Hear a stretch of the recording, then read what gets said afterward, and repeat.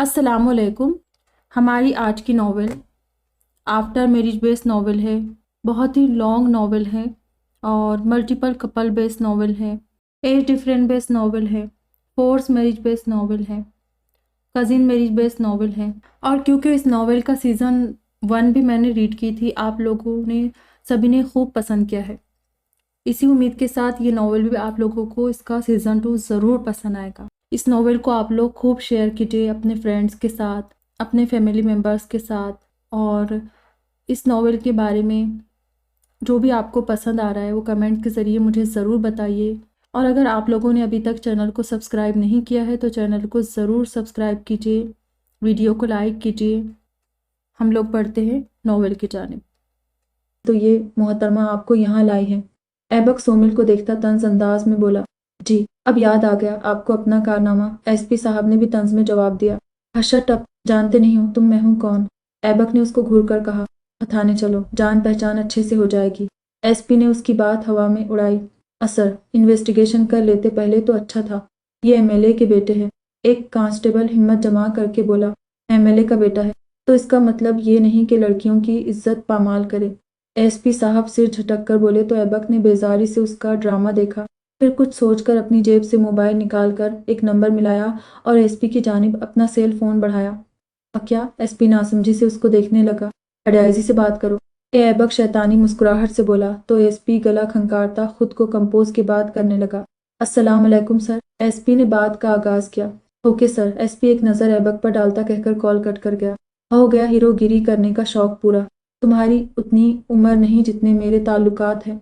ऐबक उसकी उड़ी रंगत देखकर मजाक उड़ाने वाले अंदाज में बोला, हमारे पास ठोस सबूत है मगर अरेस्ट वारंट नहीं। उसके मिलते ही हम आपको गिरफ्तार कर लेंगे।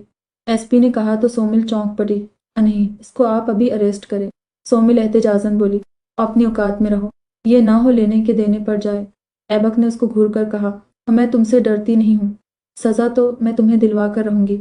सोमिल अपना लहजा मजबूत किए बोली, गेट आउट। ऐबक उन सब पर नजर डालता सख्त लहजे में बोला, जब तक आप पर लगा केस खत्म नहीं हो जाता आप शहर या मुल्क छोड़कर नहीं जा सकते। एसपी ने उसको वार्न किया, डरता नहीं मैं किसी से, तुमसे जैसे 2 टके के ऑफिसर से तो बिल्कुल भी नहीं। ऐबक उसकी आंखों में अपनी आंखें डालता सर्द लहजे में बोला, जल्द मुलाकात होगी फिर। एसपी संजीदगी से कहता वहां से जाने लगा तो सोमिल एक नफरत भरी निगाह उस पर डालती एसपी साहब के पीछे जाने लगी। ऐबक भी अपना सिर झटक कर अपने काम में मगन हो गया जैसे कुछ हुआ ही ना हो। आज इतवार का दिन था। अरोश, महारोश ये सब अब शहर वापस जाने की तैयारियों में थे। जमान से कहा, करे ना हमसे मिलकर जाया करे। हरीम अरोश के कमरे में बैठी उससे बोली, जो माँ रोज के बालों में मालिश कर रही थी। हम सब ने बहुत बार कहा पर उसको हवेली आना अच्छा नहीं लगता। अरोश ने बताया, है क्या बात हुई? ये हवेली उसकी भी तो है। वैसे भी जवान लड़कियों में तो बस हमारी एक हुरम है जो ज्यादातर अपने कमरे में रहती है, फिर वो किससे शर्माता है? हरीम ने कहा तो अरोश मुस्कुराई, वो शर्माता नहीं है, बस अपने कुछ उसूल हैं उसके, जिसकी पायदारी कर रहा है। उसका कहना है, जहाँ मेरे बाप को आने की इजाज़त नहीं वहाँ मैं कैसे जा सकता है? अरोश ने मुस्कुराते लहजे में बताया, उसकी वजह तो सबको पता है, फिर जमान ऐसा क्यों कहता? इस बार माही ने पूछा। क्योंकि जमान को अच्छा नहीं लगता ये, वरना यमान बहुत बार कह चुका है। अब भी देखो 1 हफ्ते से यहाँ है फिर भी यहाँ नहीं आया। रातों के वक्त भी डेरे में रहा है। दाऊद से उसकी तो उसकी बहुत बनती भी है। अरोश ने कहा, बस मर्जी आपके बेटे की। हरीम गहरी सांस भरकर बोली, अम्मी चलें, जमान लाला की कॉल आई थी, वो इंतजार कर रहे बाहर। महारोश अरोश के कमरे में आती बोली, हाँ उसको कहो 5 मिनट वेट करे, हम आते हैं। अरोश माह रोज के बालों की चोटी बनाती बोली तो माह रोज सिर इस्बात में हिलाती वापसी के लिए चली गई। अगर तुमने ऐसा कुछ किया है तो बता दो। गाजियान सिकंदर संजीदा नजरों से ऐबक को देखकर जवाब तलब हुए। वो सब लाउंज में जमा थे। खुर्रम परेशानी से ऐबक को देख रहा था। वो यकीन था ऐबक ऐसा कुछ नहीं कर सकता था, मगर पाकीज़ा जो अभी घर में दाखिल हुई थी मुतजस्सिस होती वहीं खड़ी होती, सारा मामला समझने की कोशिश कर रही थी। तो मैंने ऐसा कुछ नहीं किया। क्या आपको मुझ पर एतबार नहीं? ऐबक तंग आकर बोला। उसको अंदाजा नहीं था कि उसका बाप ऐसी शक भरी नजरों से अपनी औलाद को देख सकता है। सिकंदर, आपको क्या हो गया है? ऐबक हमारी औलाद है, ऐसा कर सकता है वो, कोई गिरे हुए खानदान का बेटा नहीं। मिसेस गाजियान उछड़ती नजर पाकीज़ा पर डालकर गाजियान सिकंदर से बोली, इलेक्शन करीब हैं और तुम्हारे बेटे ने जो चांद चढ़ाया है, मुश्किल है मेरा इलेक्शन जीतना। गाजियान सिकंदर को अपनी सियासत की पड़ी थी। جیت جائے گے آپ الیکشن، کیونکہ میں نے ایسا کچھ کیا ہی نہیں، جھوٹا کیس ہے یہ، ایبک جھنجھلاہٹ سے بولا۔ کوئی لڑکی اتنی بڑی بات یوں ہی نہ کہہ دیتی۔ میں تمہارے مزاج سے اچھی طرح سے واقف ہوں، اگر کیا ہے تو بتا دو۔ بڑے افسوس کی بات ہے، ایسا عمل کرتے وقت یہ خیال بھی نہیں آیا کہ تمہاری اپنی جوان خوبصورت بہن گھر میں موجود ہے۔ اگر کل کہاں کو کوئی اس ریڈ پلیز غازیان سکندر کچھ کہنے والا تھا۔ جب ایبک نے مٹھیاں بھینچ کر درمیان میں ان کی بات کاٹی، اگر آپ میرے مزاج سے واقف ہوتے تو اتنی بڑی بات منہ سے نکالتے وقت ایک بار ضرور سوچتے۔ میں نے ایسا کچھ نہیں کیا جس کا خمیازہ کل کہاں پاکیزہ کو جھیلنا پڑے۔ میں نے اس کے ساتھ زیادتی نہیں کی۔ سومل جھوٹ بول رہی ہے تاکہ میں اس کے ساتھ شادی کر لوں، ایبک مزید بولا، جبکہ زیادتی لفظ پر پاکیزہ نے بے یقین نظروں سے سب کو دیکھا تھا۔ ہر ڈیڈ بگ بھی سچ بول رہے ہیں، آپ کو انہیں ڈیفینڈ کرنا چاہیے، الٹا آپ ان سے سوال جواب کر رہے ہیں۔ اس بار خرم نے باتوں میں حصہ لیا۔ سوال جواب کرنا میرا رائٹ ہے، اگر یہ بات میڈیا تک کسی نے پہنچا دی تو ساری دنیا ہم پر تھو تھو کرنے لگ جائے گی۔ غازیان سکندر سے جھٹک کر بولے، اور میڈیا میں یہ بات نہیں پھیلے گی اگر جو تمہاری بیٹی چپ رہے۔ مسز غازیان نے پاکیزہ کی طرف اشارہ کیے کہا، جس نے ایسا کچھ سوچا بھی نہیں تھا۔ ایسے گھٹیا کام آپ کو ہی مبارک ہو۔ پاکیزہ خاموش نہ رہ پائی۔ وہ خاموش، غازیان سکندر نے سختی سے اس کو ٹوکا، اور اپنی بیوی کو خاموش کروائے، پھر مجھے شٹ اپ کال دیجیے گا۔ پاکیزہ نے افسوس سے ان کو دیکھ کر کہا، توبہ اس کی کینچی جیسی زبان سے۔ مسز غازیان نے اپنے کانوں کو ہاتھ لگایا۔ وہ بچ کے رہے، پاکیزہ نے طنز کیا، تو تم دونوں اٹھ کر باہر چلی جاؤ۔ غازیان سکندر تنگ آ کر بولے، اور مجھے تو کوئی شوق بھی نہیں ان سے بات کرنے کا، میری ماں کا حق کھا گئی ہے۔ پاکیزہ نفرت بھری نظریں سب پر ڈال کر وہاں سے چلی گئی۔ اور کبھی تو اس کو بخش دیا کرے۔ خرم نے افسوس سے اپنی ماں کو دیکھا، تمہیں زیادہ اس کی حمایت کرنے کی ضرورت نہیں، مسز غازیان نے ٹوکا، آپ کو میں جواب دے چکا ہوں، امید ہے دوبارہ اپنی شک بھری نظریں مجھ پر نہیں ڈالیں گے۔ ایبک سنجیدگی سے کہہ کر اپنی جگہ سے اٹھ کھڑا ہوا تھا۔ اس کا رخ اب پاکیزہ کے کمرے کی طرف تھا۔ اس کے کمرے کے پاس پہنچ کر اس نے ڈور نوک کیا۔ جی، کیا کام ہے؟ پاکیزہ دروازہ کھولتی سنجیدگی سے بولی تو اس کا انداز دیکھ کر ایبک نے گہری سانس خارج کی۔ ڈیڈ کو مجھ پر شک ہے، ایبک نے بتایا، تو میں کیا کروں؟ یہ آپ لوگوں کا پرسنل میٹر ہے۔ پاکیزہ کا انداز ہنوز سنجیدہ تھا، اور مجھے تمہارے اپنے بارے میں خیالات جاننے ہیں، ایبک نے کہا، اور اگر میرے خیالات آپ کے مطلق خراب ہوں تو کون سا آپ کو فرق پڑے گا؟ پاکیزہ سے جھٹک کر بولی، وہ فرق پڑے گا، ایبک نے کہا، اور کیوں پڑے گا؟ کیونکہ ایک بھائی کو جاننا چاہیے کہ اس کی بہن اس کے بارے میں کیسا سمجھتی ہے، کیا سوچتی ہے، ایبک نے کہا، اور اگر ایسا ہے تو ایک بھائی کو یہ بات بھی پتہ ہونی چاہیے کہ کوئی بھی بہن اپنے بھائی کے مطلق غلط سوچے نہیں رکھتی۔ پاکیزہ نے جتایا، میرے سگے باپ کو مجھ پر یقین نہیں تو اسٹیپ سسٹر کو کیسے یقین ہوگا؟ ایبک کا انداز طنز ہو گیا تھا۔ آپ معروف سنگر ہیں، ماڈلنگ میں بھی اپنا آپ منوایا ہے، ایک بہترین باکسر ریسلر رہ چکے ہیں، فلم انڈسٹری سے بھی آپ کو آفر مل چکی ہیں، آپ کے پیچھے ایک دنیا پاگل ہے، آپ کے پاس لڑکیوں کی کمی نہیں، دوسری اور اہم بات آپ ایک بہن کے بھائی ہیں، چاہے وہ آپ کی اسٹیپ سسٹر ہے، مگر یہ بات میٹر نہیں کرتی، میٹر یہ کرتا ہے جس شخص کی کوئی بہن ہو اور دل میں اپنی بہن کا احساس ہو، وہ شخص کبھی کسی اور کی بیٹی یا بہن پر غلیظ نظریں ڈالنے کا تصور بھی نہیں کر سکتا۔ پاکیزہ کا انداز پختگی سے بھرپور تھا، جس پر ایبک گہری سانس بھر کر ہنس پڑا۔ شکریہ اتنا تعریف کے لیے، ایبک اس کا ماتھا چوم کر بولا۔ تعریف نہیں، حقیقت بیان کی ہے، پاکیزہ نے جتایا، تم پیار کرنے کے قابل ہی نہ ہو۔ ایبک اس کو گھور کر بولا، اور آپ بھی ہمدردی کرنے کے لائق نہیں ہو۔ پاکیزہ دو بدو بولی، شرم کرو، بڑا بھائی ہوں میں تمہارا۔ ایبک نے اس کو شرمندہ کرنا چاہا، وہی بھائی جس نے بچپن میں مجھے بہت مارا تھا۔ پاکیزہ کو اپنے بچپن کا دکھ یاد آیا، تو اب کیوں چاہتی ہو میں اب بھی تمہیں ماروں؟ ایبک نے اس کو گھورا، سوچ ہے آپ کی، اب اگر آپ ایک پنچ مجھے ماریں گے تو جواب میں آپ کو 2 پنچ ماروں گی۔ پاکیزہ فخریہ انداز میں بولی، ہریلی۔ ایبک نے تمسخریہ نظروں سے اس کو دیکھا، ہریلی۔ اس کے برعکس پاکیزہ فخریہ انداز میں بولی، خود کو آئینے میں دیکھو پہلے۔ ایبک سے جھٹک کر بولا، دیکھا ہے، وہ بھی بہت بار غور سے، اگر آپ بلیک بیلٹ ہیں تو میں بھی اس کی ABC جانتی ہوں۔ پاکیزہ اپنے ہاتھ کا مکہ بنائے بولی، اور مجھے مزید بحث میں نہیں پڑنا، خیر میں باہر جا رہا ہوں، ایبک نے بتایا، گھر میں رہنا چاہیے آپ کو جب تک کیس ختم نہیں ہو جاتا، ویسے بھی اگر پولیس اس بار اریسٹ وارنٹ کے ساتھ پہنچی تو جیل میں چکی پیسنی پڑے گی۔ پاکیزہ نے بڑے ہمدرد لہجے میں کہا، تم بڑی بہن نما دشمن ہو۔ ایبک نے افسوس سے اس کو دیکھا، ایسی بات کا کبھی غرور نہیں کیا، ویسے اگر آپ دشمن نما بہن کہتے تو زیادہ اچھا لگتا۔ پاکیزہ پرسوچ لہجے میں بولی، جو کہا وہی تم پر سوٹ کرتا ہے، ایبک اپنی بات کہہ کر وہاں سے چلا گیا تو پاکیزہ اپنے کھول میں واپس سمیٹتی دروازہ کو بند کر دیا۔ وہ سب اپنے گھر واپس لوٹے تو ماہ روز نے اپنی میڈیکل کی کتابیں کھول کر دیکھی تھی۔ کل سے اس کی کلاسز شروع تھی، مگر میڈیکل کی اتنی موٹی کتابیں دیکھ کر اس کے 14 طبق روشن ہو گئے تھے۔ اس نے بے ساختہ تھوک نگل کر میرب کو دیکھا جو ان سے ملنے آئی تھی۔ میرب، میں نے میڈیکل نہیں کرنا، میرا انٹرسٹ نہیں ہے اس میں۔ ماہ روز سے کچھ اور نہ بن پڑا تو میرب سے کہا، اب بڑی جلدی خیال آ گیا کہ تمہارا انٹرسٹ میڈیکل میں نہیں ہے۔ ایسا کرنا تھا تو ٹیسٹ کیوں دیا تھا؟ خواہ مخواہ بابا کے پیسے ضائع کر دیے اور ایک سیٹ الگ سے ضائع کر دی۔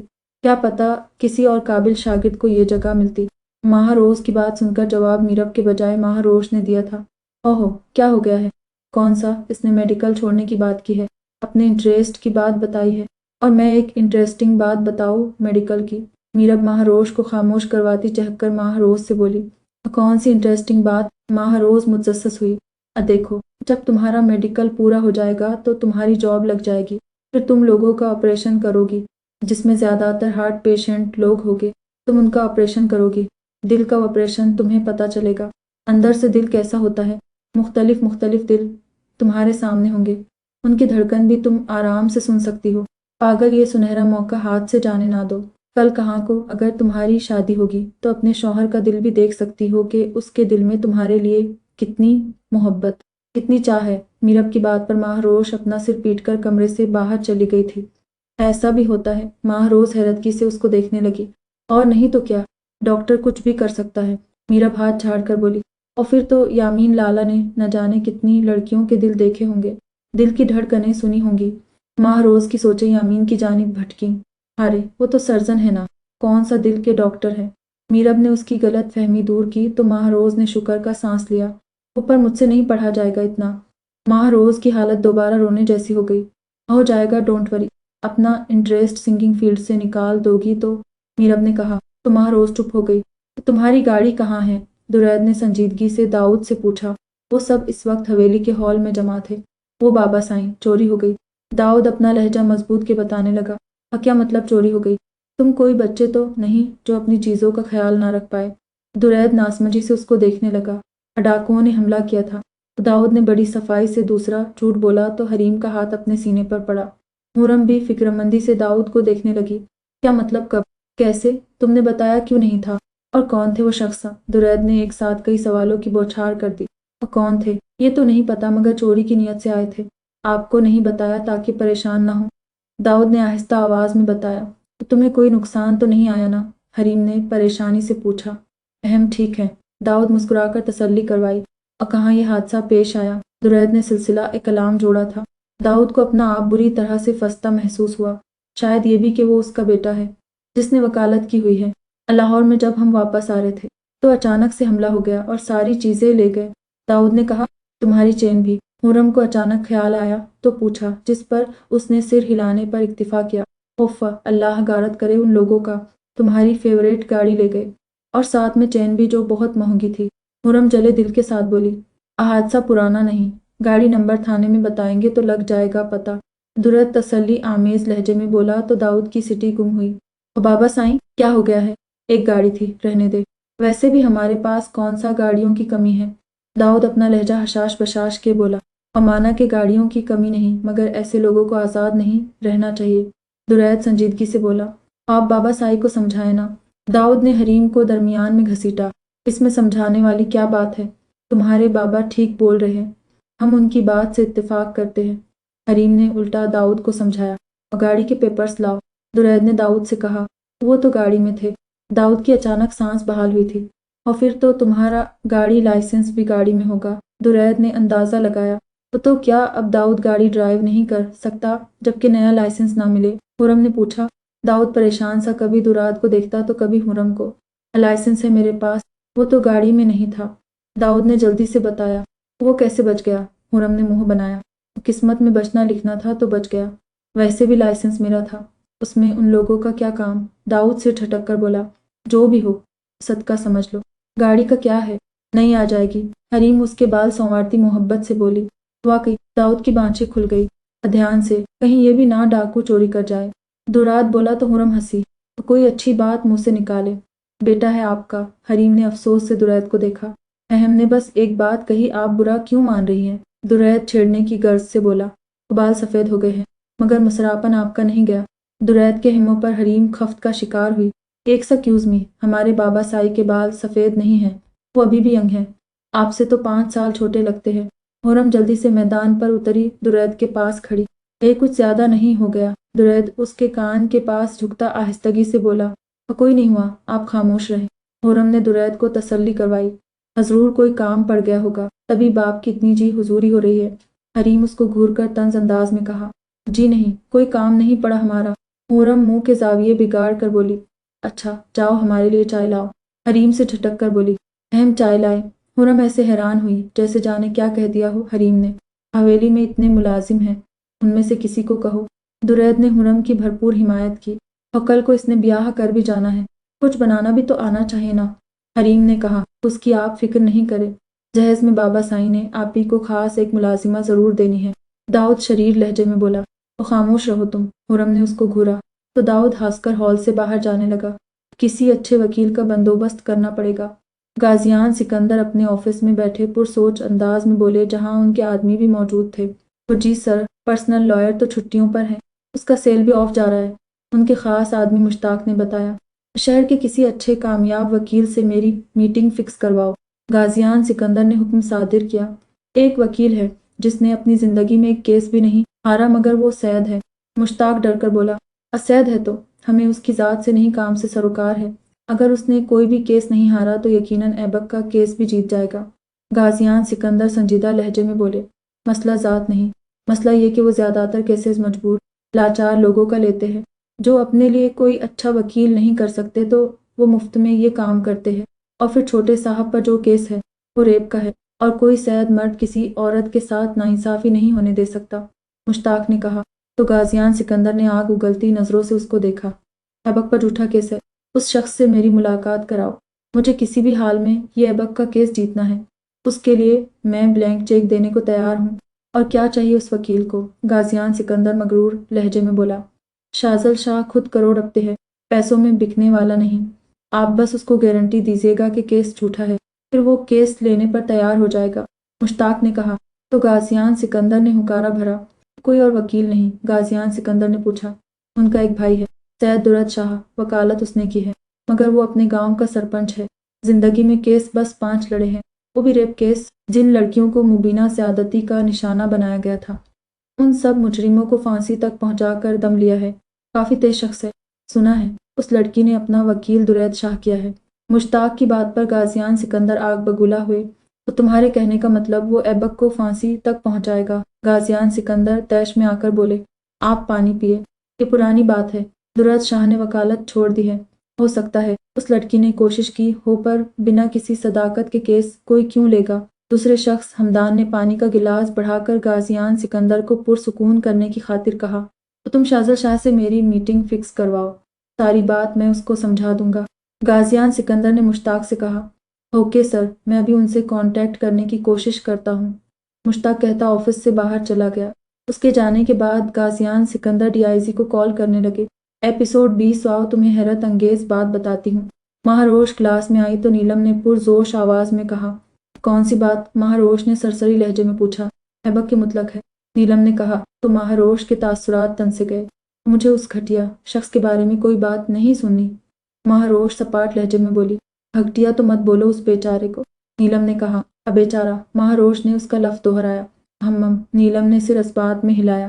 سیریسلی نیلم، اس نے میرا ہاتھ توڑنے کی کوشش کی تھی، اور تمہیں وہ بیچارہ لگ رہا ہے؟ مہاروش نے تعصب سے اس کو دیکھا۔ مہاروش، اس واقعے کو بہت عرصہ ہو گیا ہے، تو پلیز تم بھول جاؤ، نیلم نے نرمی سے کہا۔ 4 دن ہو گئے ہیں، اور تمہیں نہیں پتا میرے کتنے مشکل دن تھے یہ، مہاروش سے جھٹک کر بولی۔ ایبک پر ریپ کیس لگا ہے، لڑکی نے بہت بہتان لگائے ہیں اس پر، یونی میں بھی ہر ایک کی زبان میں یہی بات ہے، نیلم نے بتایا، مگر مہاروش نے کوئی ریئیکٹ نہیں کیا۔ تو تم نے شاید سنا نہیں، میں نے کہا the great popular person Aibak Ghazian پر ریپ کیس لگا ہے۔ نیلم نے اس بار اس کے کان پاس جھک کر کہا، تو میں کیا کروں؟ مہاروش نے اکتاہٹ بھرے لہجے میں کہا۔ وہ تنگ آ گئی تھی ایبک نامہ سے۔ اتنا ٹھنڈا رسپانس، کیا تمہیں حیرانی نہیں ہوئی یہ بات جان کر؟ نیلم نے پوچھا۔ بالکل، مجھے کوئی حیرانی نہیں ہوئی، because the great popular person Aibak Ghazian سے میں ہر چیز کی توقع رکھتی ہوں، مہاروش نے طنز انداز میں کہا۔ تو نیلم اس کو دیکھتی رہ گئی، جو ایبک سے حد درجہ بدگمان تھی۔ یہ ایک جھوٹا کیس ہے، نیلم نے بتایا۔ اور میں نہیں مانتی، مہاروش سے جھٹک کر بولی۔ کیوں؟ نیلم نے تعجب سے اس کو دیکھا۔ اور کوئی بھی لڑکی اتنی بڑی بات یوں ہی نہیں کرتی، اس شخص نے ضرور غلط کیا ہے، تبھی تو ہر جگہ بات پھیلی ہوئی ہے۔ مہاروش نے وجہ بتائی۔ ایبک جیسے شخص کے لیے لڑکیوں کی کمی نہیں جو وہ ایسی گری ہوئی حرکت کرے۔ وہ کامیابی اور شہرت کی جس سٹیج پر ہے، وہاں لڑکیاں اس کی ایک نظر کے لیے ترستی ہیں، اس کے ایک اشارے کی دیر ہے، لڑکیاں پکے ہوئے پھل کی طرح اس کی جھولی میں گرے گی۔ نیلم کا انداز خاصا جتانے والا تھا۔ اچھا، اپنے بارے میں کیا خیال ہے؟ مہاروش نے اس کی آنکھوں میں دیکھ کر کہا۔ تو نیلم کی رنگت سرخ ہوئی تھی۔ میں ایسی لڑکی نہیں ہوں، نیلم ناگواریت سے بولی۔ اور کوئی بھی لڑکی اتنی گھٹیا بات نہیں کرتی۔ ایک لڑکی کے لیے اس کی عزت سے بڑھ کر کچھ نہیں ہوتا۔ تمہاری سوچ ہے کہ کیس جھوٹا ہے، مگر یہ سچا ہوگا، مہاروش نے کہا۔ اس کا فیصلہ کورٹ کرے گی اچھے سے، نیلم سے جھٹک کر بولی۔ جج، وکیل، پولیس سب ان سیاسی لوگوں کے غلام ہوتے ہیں۔ کیس کوئی بھی ہو، جیت ان کی ہوتی ہے۔ یہ ہر چیز خرید لیتے ہیں، لوگوں کا ایمان بھی، مہاروش نفرت سے بولی۔ الزام لگانے والی اس کی اپنی دوست ہے، یقیناً کوئی جھگڑا ہوا ہوگا۔ اور نیلم، مجھے اس ٹاپک پر مزید کوئی بحث نہیں کرنی، میں لائبریری جا رہی ہوں کتاب ایشو کروانے۔ مہاروش اس کی بات درمیان میں کاٹ کر کہتی اپنی جگہ سے اٹھ کر کلاس سے باہر چلی گئی۔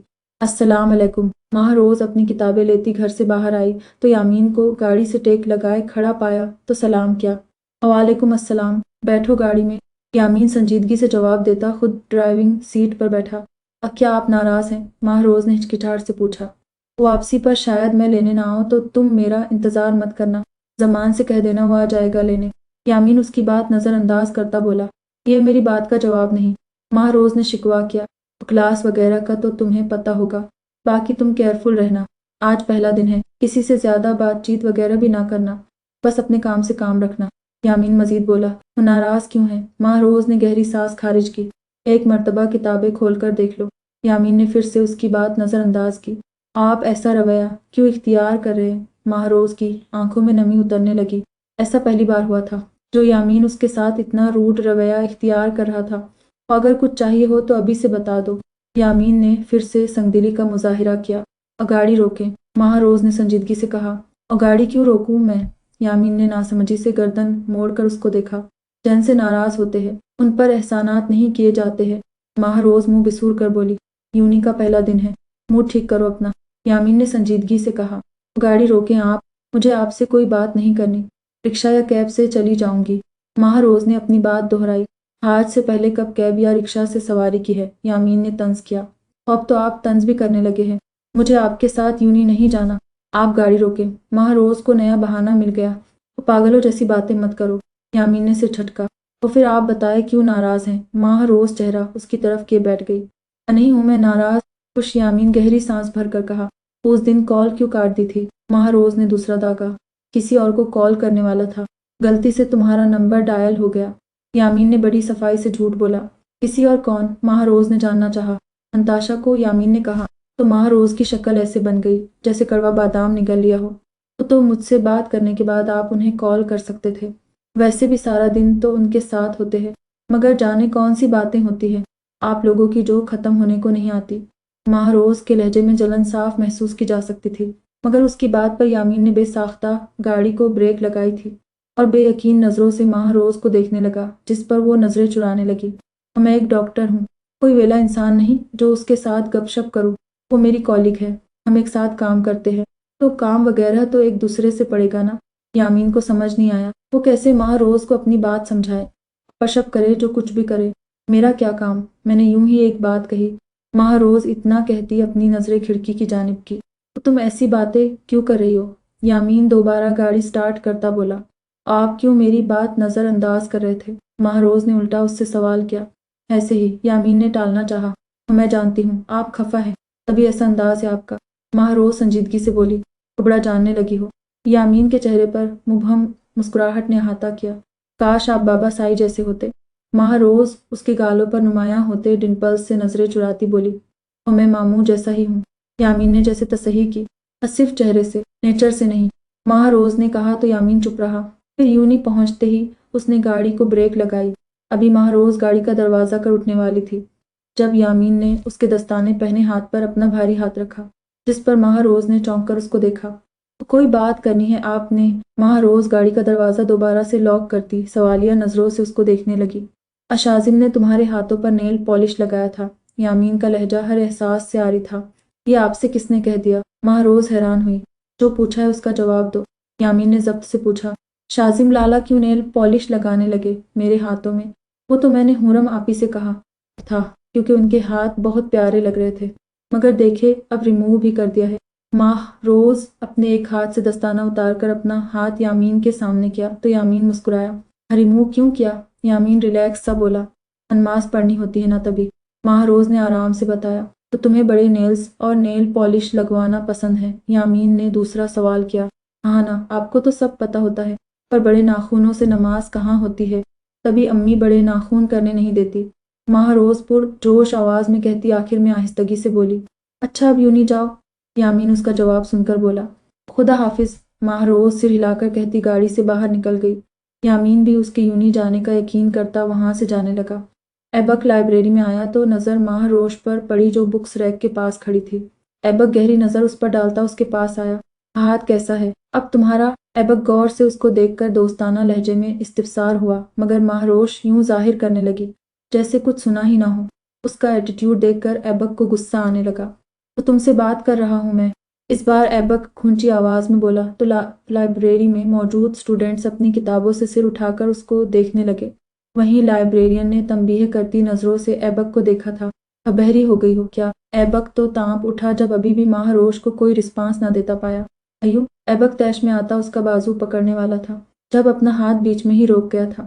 محروز جبکہ اپنے چہرے پر فل اونولفٹ کا بورڈ ظاہر کرتی اپنی مطلوبہ کتاب اٹھا کر لائبریری سے باہر نکلنے لگی۔ ایبک تو اس کا انداز دیکھ کر جھل کر خاک ہوا تھا۔ کچھ سوچ کر وہ اس کے پیچھے لپکا۔ اور مس حجابن، اگر تمہیں لگتا ہے تمہارا ایسا رویہ دیکھ کر میں تم پر مر مٹوں گا تو یہ تمہاری خود ساختہ سوچ ہے، کیونکہ میں ایبک قاضیان ہوں جس کا ٹیسٹ اتنا لو لیول کا نہیں ہے۔ ایبک اس کے ساتھ کھڑا ہوتا طنز انداز میں بولا، رائٹ، میں بھی محروز یمان مستقیم ہوں جس کا معیار اتنا گھٹیا نہیں جو تم جیسے شخص سے بات کرے یا اس کی گھٹیا باتوں کا جواب دے۔ میں تو تمہارے ساتھ کھڑا رہنا بھی پسند نہ کروں، اس لیے آج مجھ سے مخاطب ہوئے سو ہوئے، دوبارہ مت ہونا۔ محروز رک کر اپنا رخ ایبک کی جانب کرتی دو ٹوک لہجے میں گویا ہوئی تو ایبک نے اپنی مٹھیاں بھیج کر نقاب میں چھپے اس کے چہرے کو دیکھا اور اپنے توہین آمیز لہجے میں اختیار پاؤ، وگرنہ میں نے اپنے اختیار کھوئے تو سر پکڑ کر روگی۔ ایبک سرد لہجے میں اس سے بولا۔ اور ریلی، محروز نے طنز نظروں سے اس کو دیکھا۔ یس ریلی، ایب کے ایک قدم اس کی طرف بڑھاتا بولا۔ اور میں تم سے ڈرتی نہیں، اور نہ میں ان لڑکیوں میں سے ہوں جس کو تم ہراس کرتے ہو۔ محروز دو قدم پیچھے کی جانب کھسکاتی پختگی سے بولی تو ایبک کا ماتھا ٹھنکا۔ میں نے کسے ہراس کیا یہ بھی بتا دو، میں بھی تو جانوں۔ ایبک بازو سینے پر باندھتا اس سے جواب طلب ہوا۔ ان کی جیسی جس کا تم ریپ کر چکے ہو، محروز نے طنز نگاہوں سے اس کو دیکھ کر حقارت سے کہا تھا تو ایبک نے یقین نظروں سے اس کو دیکھنے لگا۔ ہوش ہے تمہیں؟ کیا بکواس کر رہی ہو یہ؟ ایک پل لگا تھا ایبک کو طیش میں آنے پر۔